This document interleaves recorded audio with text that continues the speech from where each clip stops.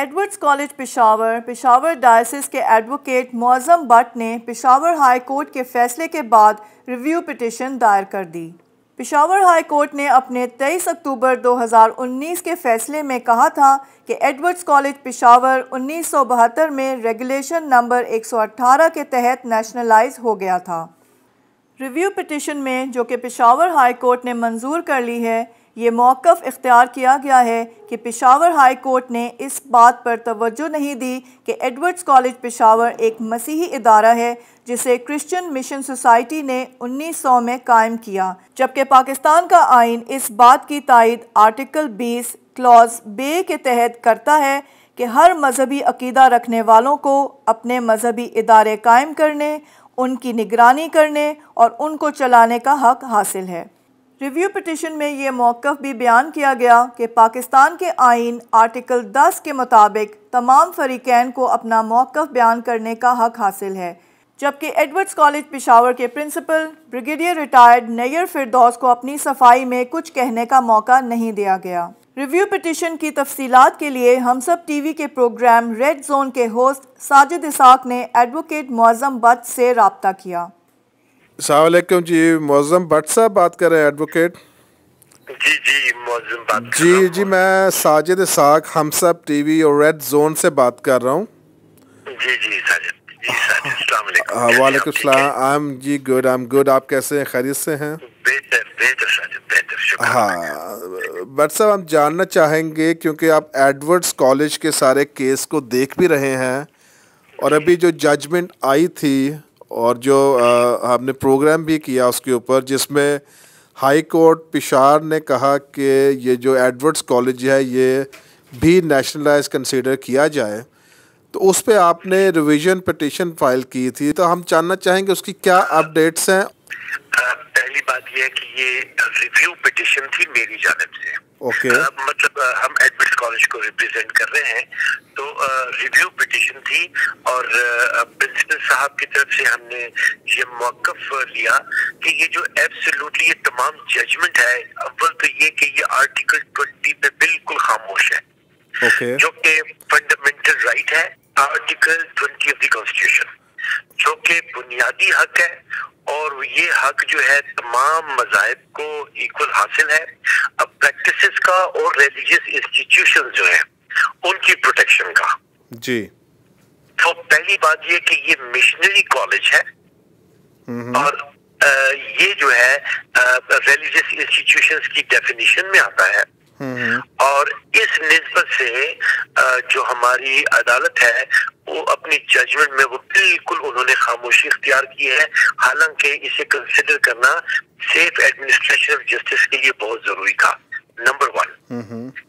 Number 2 یہ ہے کہ اس ججمنٹ میں عدالت نے جسٹس سابقہ جو ہمارے اٹارنی جنرل تھے، یا یہ بختیار تھا، وزیر قانون بھی تھے، انہوں نے اسمبلی میں یہ موقف اختیار کیا تھا کہ ایڈورڈز کالج کی نسبت سے پروونشل گورنمنٹ کی طرف سے ریکویسٹ آئی تھی کہ جس کے تحت اس کا انڈیپینڈنٹ درجہ ایک مائنورٹی انسٹیٹیوشن کی حیثیت سے قائم رکھا جائے، تو انہوں نے اسمبلی میں کہا تھا کہ جی یہ ہمارے پاس انڈر کنسیڈریشن ہے، تو جو مسئلہ اسمبلی میں فیصلہ نہ ہو، زیر غور رہا ہو، تو اس پہ عدالت جو ہے وہ جورسڈکشن میں مداخلت نہیں کرتی، تو لہذا اس نقطے پہ بھی خاموشی ہے ججمنٹ میں مکمل طور پہ۔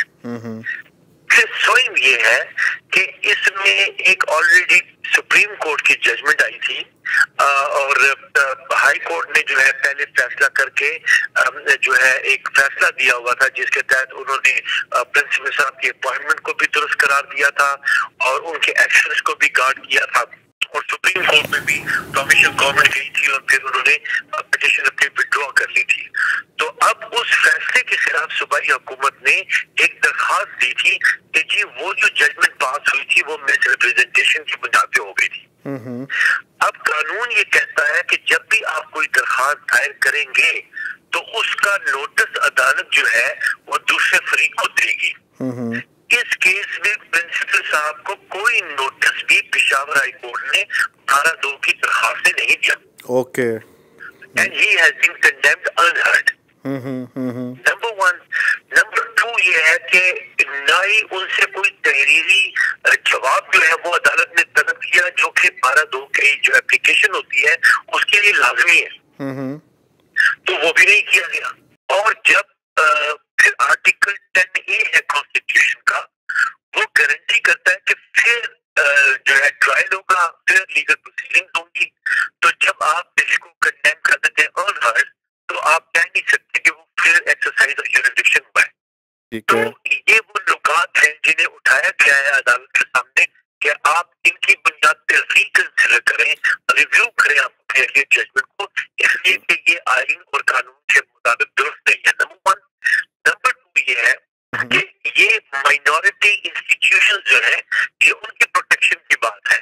تو اگر آپ نے نیشنلائزیشن کا بھی کوشچن ایگزامن کرنا ہے تو unless and until آپ اسے آرٹیکل 20 کی بنیاد پہ جج نہیں کریں گے تو آپ ڈٹرمن نہیں کر سکتے کسی بھی قسم کے نقطے کو۔ تو it is a judgement in vacuum ہماری نگاہ میں، تو ہم نے عدالت کو کہا کہ آپ اسے ریویو کریں تاکہ اس آئین اور قانون کے مطابق لایا جائے۔ جی آخری بات یہ کہ پوری جج میں کرسچن کیریکٹر جو ہے وہ ڈسکس نہیں ہوا۔ یہ بات تو یہ آپ نے مینٹینیبلٹی اپنی اسٹیبلش کر لی ہے؟ جی ہاں، ایسا ہوا کہ آج سنوائی کے وقت ہی اس میں ایڈوکیٹ جنرل صاحب بھی پیش ہو گئے، اور ایڈوکیٹ جنرل صاحب نے کافی ایمفسس کیا کہ اس بات پہ کہ یہ مینٹینیبل نہیں ہے، خارج کریں آپ۔ اور ان کا نقطہ یہ تھا کہ یہ ریویو بھی وہی بندہ، وہی وکیل فائل کر سکتا ہے جس نے ارلیئر آرگومنٹ کیا ہو۔ اوکے، تو ہم نے عدالت کو بتایا کہ جناب ہماری طرف سے ہمیں نوٹس بھی نہیں آیا اور پرنسپل صاحب کی طرف سے کوئی وکیل پیش ہی نہیں ہوا تھا اس کیس میں، تو ہم تو پہلی مرتبہ پیش ہو رہے ہیں، اس لیے ان کی آبجیکشن جو ہے اوور رول کی جائے اور اس کیس کو جو ہے یہ کلی طور پہ سنا جائے۔ عدالت نے ہماری وہ استدعا کو قبول کیا اور قبول کرتے ہوئے انہوں نے کیس کو آن ورڈ فکسیشن کے لیے چیف جسٹس کے پاس بھجوا دیا تاکہ وہ جس جج کورٹ نے ارلیئر ججمنٹ دی تھی وہ اس کی مکمل سنوائی کرے۔ پورا ملک آپ کو دیکھ رہا ہے، آپ کی کاوشوں کے لیے دعا کر رہا ہے، بلکہ پوری دنیا کے مسیحی، پورے دنیا کے چرچز آپ کے ساتھ کھڑے ہیں، اور خدا آپ کو ہمت طاقت دے۔ بگیڑی صاحب کو اور آپ کو اور بشپ صاحب کے لیے ہم دعا گو ہیں۔ بہت شکریہ جی، بہت شکریہ۔ بہت شکریہ جی۔